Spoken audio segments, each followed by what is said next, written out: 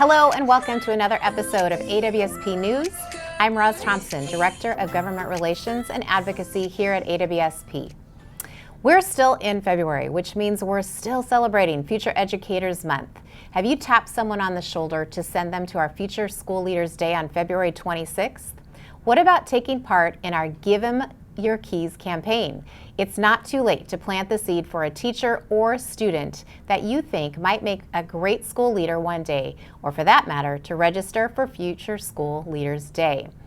February is also Black History Month, and we've got some great resources and links in this week's Principal Matters newsletter for you.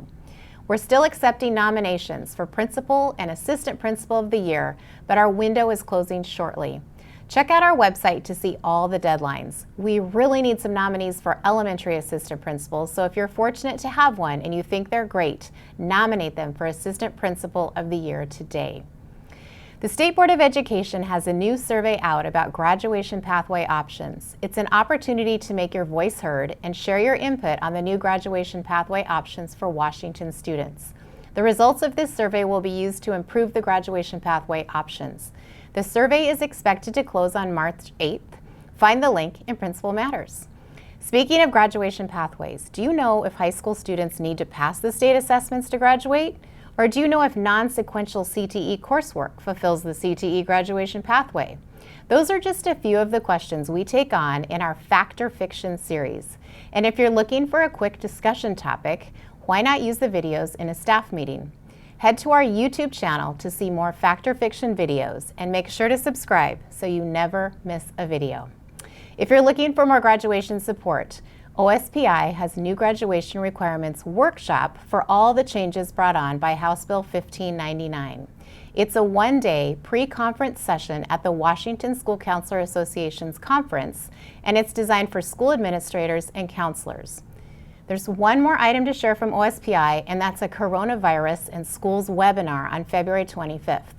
Look for both links in Principal Matters for registration information. While you help students navigate graduation pathways and requirements, you can also help them navigate financial aid with Autobot, a new texting service from the Washington Student Achievement Council. Designed to help high school students navigate financial aid for college and career education, students can access Autobot via text message 24 hours a day, 7 days a week by texting Hi Otter to 360-928-7281.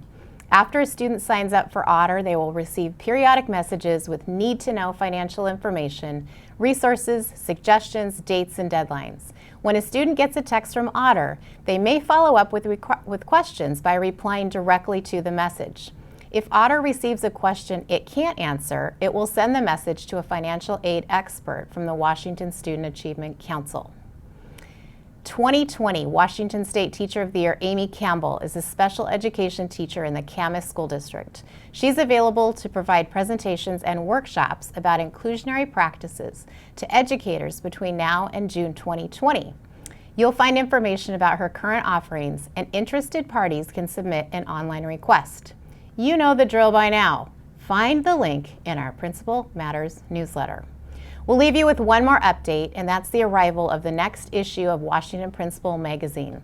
It's on our website already and should hit your inbox any day now, if you don't have it already. As always, it's full of great articles for you, including an especially powerful article written by former principal and current principal mentor, Allison Olzendam. She reached out to Moses Lake school shooter Barry Lukaitis, who shared his regrets, lessons, and advice for any student who might find themselves thinking about violence. Along those same lines, the Koshka Foundation for Safe Schools is holding an event on March 9th at the UW-Tacoma branch.